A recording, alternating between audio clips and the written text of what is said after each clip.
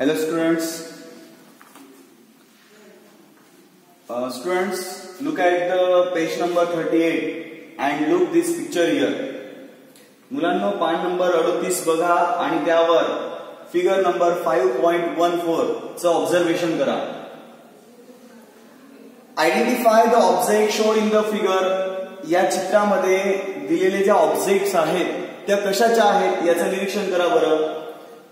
तर हे सगळं पाहिल्यानंतर what are the substances called as group, या पदार्थांच्या समूहाला काय म्हणतात. तर बघा मुलांना ही दोन प्रश्न विचारले. पहिला प्रश्न होतं identify the object show in the figure. या वस्तू कोणत्या आहेत तर आपण हे सांगू शकतो गोल्ड आहे. सेकंड आहे iron. What are the substances called as group, या सबस्टन्सेसच्या ग्रुपला काय म्हणतात, मेटल्स, धातू असे म्हणतात.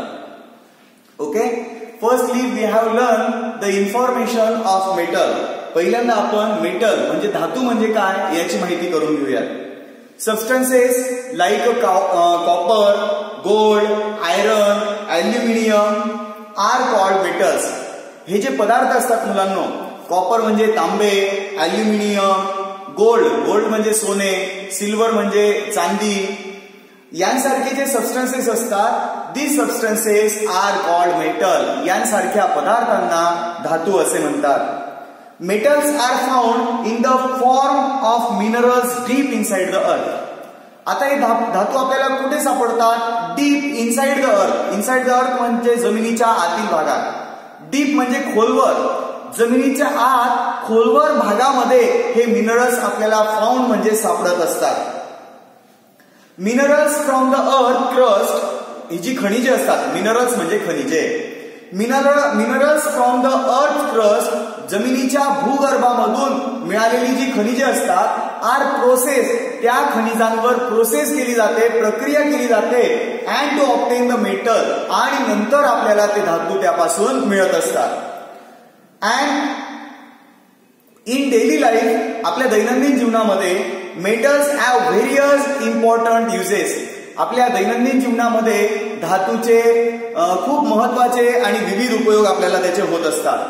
Late us study some common properties of metal. आता आजच्या टॉपिक मध्ये आपण मेटल्सच्या सम प्रॉपर्टीज स्टडी करणार आहोत. our next topic, its name is properties of metal.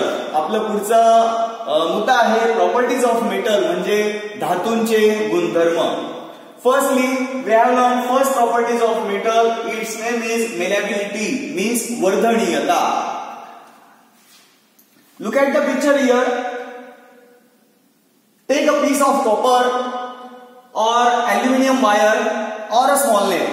आपल्याला जे काही अवेलेबल असेल, कॉपरचं, मेटलचं एक सबस्टन्सेस आपण घ्या, त्याच्यामध्ये अल्युमिनियमची किंवा कॉपरची वायर आपल्याला इझिली अवेलेबल होते, किंवा हे जरी नाही राहिलं तरी आयरनचं नेल आपल्याला अगदी सहजपणे उपलब्ध होत असतं. असं आयरन नेल किंवा copper or aluminium wire take म्हणजे घ्या.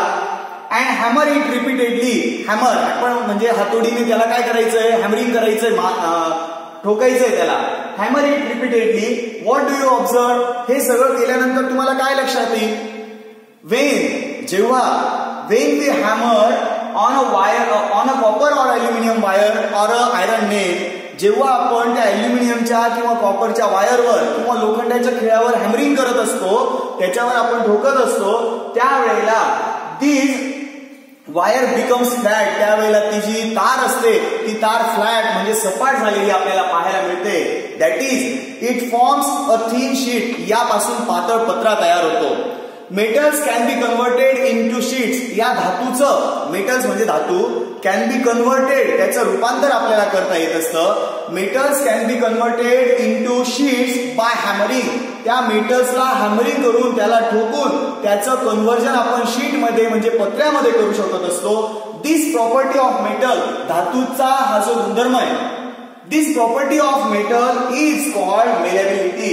धातूच्या या गुणधर्माला वर्धनीयता असे म्हणतात. की जो मेटल्स असतो त्या मेटलला आपण हॅमरिंग करून त्याचं शीट आपण तयार करू शकतो, त्याचं पत्र्यामध्ये रूपांतर करू शकतो. जो मेटलची ही जी प्रॉपर्टी आहे त्या मेटलच्या प्रॉपर्टीला malleability म्हणजे वर्धनीयता असे म्हणतात. Second property we have learned is its name is ductility. Ductility means तन्यता. तन्यता म्हणजे काय मुलांनो? The metals can be stretched. जर तुम्हाला हे इथलं दिसत नसेल तर जे मी बोलतोय ते तुम्ही नंतर नोट डाऊन करून घ्या. मेटल्स म्हणजे धातू कॅन बी स्ट्रेच. कॅन म्हणजे शक्य असणे, स्ट्रेच म्हणजे ओढणे. Metal can be stretch and draw into wires. धातूला ओढून ताणून त्यापासून आपण वायर मध्ये त्याचं रूपांतर करू शकत असतो.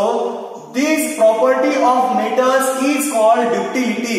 धातूंचा हा जो गुणधर्म असतो त्या धातूच्या या गुणधर्माला ड्युक्टिलिटी म्हणजे तन्यता असे म्हणतात.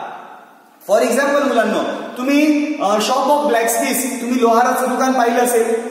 त्या लोहाराच्या दुकानामध्ये ते काय करतात, जे मेटल्स असतं त्या मेटल्सला हॉट म्हणजे एकदम गरम करतात आणि गरम केल्यानंतर ते रेड कलर मध्ये जे मेटल्स असतं आयरन मेटल त्याला ते काय करतात, हॅमरिंग करून करून करून करून त्याला काय करत असतात ते त्यापासून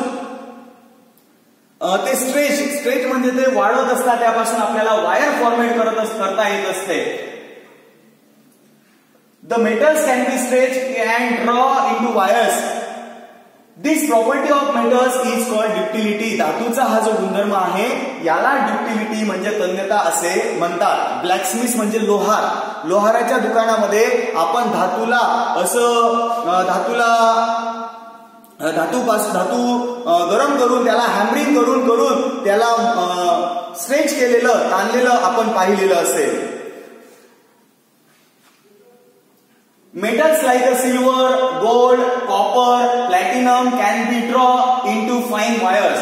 बघा मुलांनो, मेटल्स लाईक यांसारखे धातू, सिल्वर म्हणजे चांदी असेल, गोल्ड म्हणजे सोने, कॉपर म्हणजे तांबे, प्लॅटिनम, अल्युमिनियम यांसारखे जे मेटल्स असतात त्यापासून आपल्याला फाईन वायर्स म्हणजे अशा बारीक तार निर्माण करता येतात. Third properties we have learned its name is electrical conductivity. Electrical conductivity म्हणजे विद्युत वाहकता.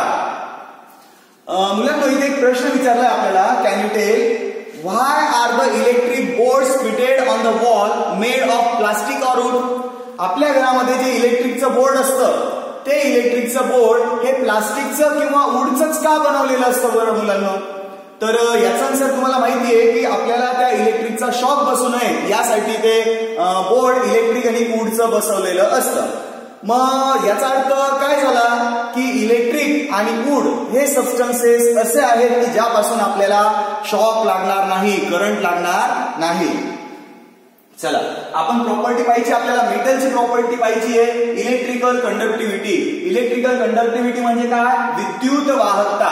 विद्युत म्हणजे वीज, वाहकता म्हणजे वाहून नेणे. म्हणजे मेटल्स काय करत असतात त्या इलेक्ट्रिकलला म्हणजे इलेक्ट्रिसिटी म्हणजे वीज कंडक्ट म्हणजे वाहून नेतात.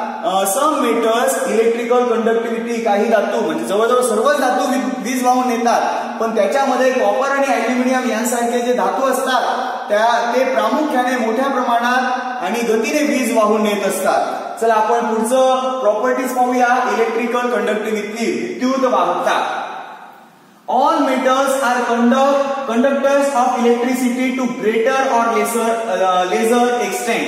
सर्व प्रकारचे धातू हे कंडक्टर ऑफ इलेक्ट्रिसिटी, सर्व धातू हे विजेचे वाहक आहेत, पण त्यामध्ये अल्युमिनियम आणि कॉपर यांसारखे जे मेटल्स आहेत ते ग्रेटर म्हणजे ते मोठ्या प्रमाणात इलेक्ट्रिसिटी कंडक्ट करतात. आणि काही मेटल्स जे असतात, some other metals is lesser extent, आणि काही धातू हे कमी प्रमाणात वीज वाहून नेत असतात. This property is called electrical conductivity. ही जी मेटल्सची प्रॉपर्टी आहे, कोणती प्रॉपर्टी? इलेक्ट्रिसिटी कंडक्ट करण्याची, वीज वाहून नेण्याचा हा जो धातूंचा गुणधर्म आहे त्याला इलेक्ट्रिकल कंडक्टिव्हिटी असे म्हणतात, त्याला विद्युत वाहकता असे म्हणतात. पुढचा आपण फोर्थ प्रॉपर्टीज पाहणार आहोत, थर्मल कंडक्टिव्हिटी. थर्मल म्हणजे उष्णता, कंडक्टिव्हिटी म्हणजे वाहकता. बघा मुलांनो, इथे आपल्याला सेकंड क्वेश्चन विचारला होता, the handle of a cooker is made of plastic. बघा तुम्ही आयरन म्हणजे इस्त्रीचं हँडल पाहिलं असेल ते वूडचं किंवा प्लास्टिकचं असतं. कुकरचं हँडल पाहिलं तर ते प्लास्टिकचं असतं.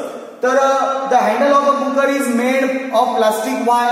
ते प्लास्टिकचं का बनवलेलं असतं मुलांना? किंवा आपल्या घरात तावा असतो, त्या ताव्याची मूठ जर तुम्ही पाहिली तर ती कशाची असते? लाकडाची बनवलेली असते. असं का? तर या प्रश्नांची उत्तरं तुम्हाला माहिती आहे की त्या प्लास्टिकच्या मूठला आपण पकडल्यानंतर आपल्याला चटका बसत नाही. ओके, आपण पुढचं पाहणार आहोत. पुढची प्रॉपर्टीज होती आपली thermal conductivity. When a metal is heated at one place, जेव्हा आपण धातूला इज हिटेड म्हणजे उष्णता देत असतो, ॲट वन प्लेस धातूला जेव्हा एका टोकाला आपण उष्णता दिली, the whole of it becomes hot, त्यावेळेला तो संपूर्ण मेटल जे असतं किंवा ती जी बॉडी असते ती संपूर्ण हॉट होत असते.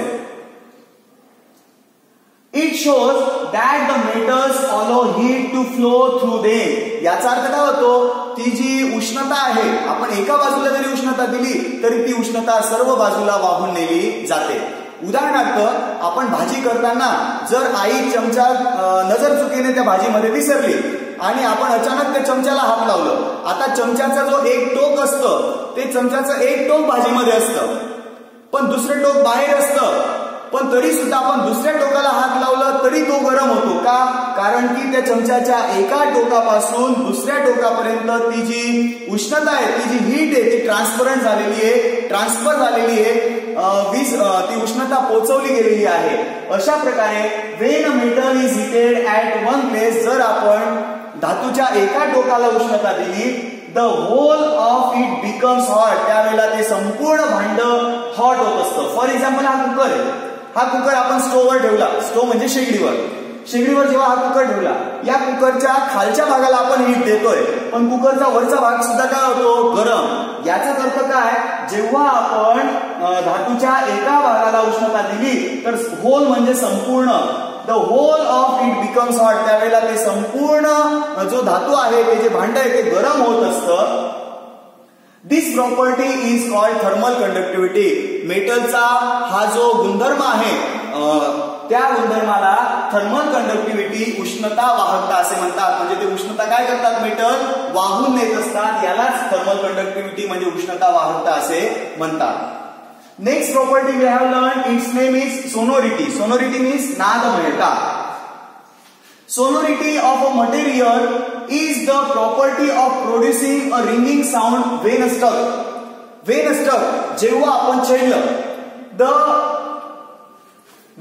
जेव्हा आपण छेडलं, the sonority of a material, त्या पदार्थामधून नादमयता is property of producing a ringing sound. तर त्यामुळे जो रिंगिंग साऊंड म्हणजे जो खणखणीत आवाज बाहेर पडतो, हा सुद्धा एक मेटल्सचा प्रॉपर्टीज आहे. बघा मुलांनो, आपल्याला इथे 2 ऍक्टिव्हिटी सांगितल्या आहे. Pluck the string of a musical instrument like tanpura, veena और रिंग अ बेल म्हणजे बेल वाजवणे, और हीट म्हणजे hit a steel box with a metal spoon. स्टीलच्या डब्याला आपण चमच्याने काय करायचंय? चमच्याने मारायचंय, हिट करायचंय. तर त्यामधून आपल्याला काय ऐकायला मिळतं? डिफरंट साऊंड्स प्रोड्यूस होत असतात. Second, strike a wooden table और a marble floor with a wooden stick. लाकडी काठीने आपण काय करायचंय? वुडन टेबलला, लाकडी टेबलाला किंवा वेगवेगळ्या डिफरंट ऑब्जेक्ट जे असतात, प्लास्टिक चेअर असेल, यांना त्या लाकडी काठीने आपण स्ट्राईक करून पाहिजे, तर आपल्याला वेगवेगळे साऊंड्स हे ऐकायला मिळत असतात. Note the difference in the sound produce in the 2 cases. या वेगवेगळ्या मध्ये निर्माण होणारे आवाज आपण लक्षात घ्या. तर यावरून आपल्याला काय लक्षात येतं? जेव्हा आपण हे मेटल्सचा साऊंड प्रोड्यूस होत असतो, तो मेटलचा साऊंड कसा असतो मुलांनो? The metals produce a ringing sound. धातूंमुळे निर्माण होणारा जो आवाज आहे, समजा आपण वुडनला स्टिक केलं आणि मेटलला स्टिक केलं, या दोघांमध्ये प्रोड्यूस होणारा जो साऊंड आहे तो डिफरंट असतो. कशा प्रकारे? जर आपण वुडनला स्ट्राईक केलं तर त्याच्यामुळे होणारा आवाज हा कमी असतो, आणि तेच जर आपण मेटलला केलं तर त्याच्यामधून आवाज अगदी खणखणीत बाहेर पडत असतो. The metal produce a ringing sound. धातू हा खणखणीत आवाज प्रोड्यूस करत असतो, निर्माण करत असतो. This property is called the sonority of metals.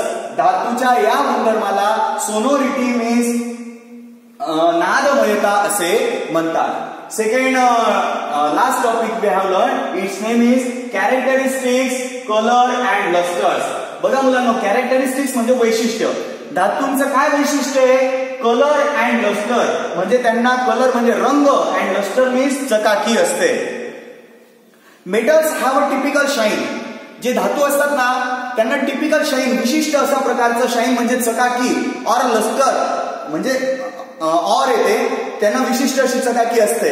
Every metals has a characteristics colour, आणि प्रत्येक धातूला विशिष्ट असा रंग असतो. जसं तुम्ही या पिक्चर मधून पाहून ओळखलं की हे पीस कशाचं आहे? गोल्ड. हे कशाचं आहे? आयरन. त्याच्या कलरवरून आपण ते ओळखतो.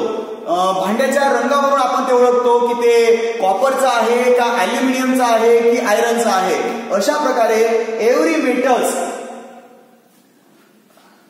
Metals have a typical shine or a luster, धातूला विशिष्ट चकाकी असते. Every metals has a characteristics colour by which it can be identify, आणि प्रत्येक धातूला विशिष्ट असा रंग असतो की ज्यामुळे आपण त्या धातूला ओळखू शकतो. अशा प्रकारे आज आपण प्रॉपर्टीज ऑफ मेटल्स हा भाग अभ्यासला. या पाठाचा शेवटचा टॉपिक आहे मुलांनो, page number 40 were always remember, नेहमी लक्षात ठेवा. या ठिकाणी 3 बाबी दिलेल्या आहेत त्या आपण नेहमी लक्षात ठेवायचं. First, during the rainy season, पावसाळ्याच्या दिवसामध्ये, or at any other times, किंवा इतर वेळेला, do not touch the expose electrical wires or metal parts. Electrical wires ज्या असतात मुलांनो पावसाळ्याच्या दिवसामध्ये किंवा इतर वेळेला, जे ओपन इलेक्ट्रिकल वायर्स असतात, एक्सपोज म्हणजे उघड्या ज्या विजेच्या वस्तू असतात त्या विजेरी वस्तूंना आपण टच करायचं नाही, त्यांना स्पर्श करायचं नाही. Second, keep all electric lamps or other appliances switch off Wien not in use. जेव्हा आपण इलेक्ट्रिकल अप्लायन्सेसचा यूज करत नाही त्यावेळेला त्या इलेक्ट्रिक अप्लायन्सेसचं जे स्विच असतं ते पुट ऑफ म्हणजे बंद करून ठेवायचं. For example, even when the TV is switch off by remote control. बऱ्याचदा आपण काय करतो, बसल्या बसल्या रिमोट कंट्रोलने टीव्ही स्विच ऑफ करून टाकतो, पण असं न करता त्याचं जे मेन स्विच असतं, do not forget the put off the main switch, त्याचं जे मुख्य बटन आहे ते बटन बंद करायला आपण विसरायचं नाही. याचं काय कारण आहे? It helps to save electricity. या मदतीने आपण विजेची बचत करू शकतो. And second thing, protecting us from any possible danger, आणि भविष्यामध्ये निर्माण होणारा जो धोका आहे तो सुद्धा आपण टाळू शकतो. थर्ड, आस्क युअर सिनियर्स, आपल्या घरात जे काही मोठे व्यक्ती असतील, at home to check the electric wiring and fitting in the house periodically. आपल्या घरात ज्या इलेक्ट्रिकल वायरच्या फिटिंग्स केलेल्या आहेत किंवा इलेक्ट्रिकल अप्लायन्सेस आहे, आफ्टर समटाइम्स म्हणजे पिरियडिकली म्हणजे काय, ठराविक कालावधीनंतर वारंवार त्यांचं चेकिंग करायला त्यांना सांगायचं, ते तपासून पाहायला सांगायचं. अशा प्रकारची काळजी आपण घ्यायची आहे. या ठिकाणी आपलं जे 5th चॅप्टर होतं, the substances in the surrounding, आपल्या सभोवतालचे पदार्थ, देअर स्टेट्स अँड प्रॉपर्टीज, त्यांचे गुणधर्म, हा पाठ आपला या ठिकाणी संपलेला आहे. या पाठाखालील स्वाध्याय हे या पाठाचे आपण 4 पार्ट मध्ये व्हिडिओ बनवलेले आहेत. हे 4ही पार्ट तुम्ही नीट बघा आणि नंतर त्या पाठाखालील स्वाध्याय हा सोडवा. Okay, all of you, good bye.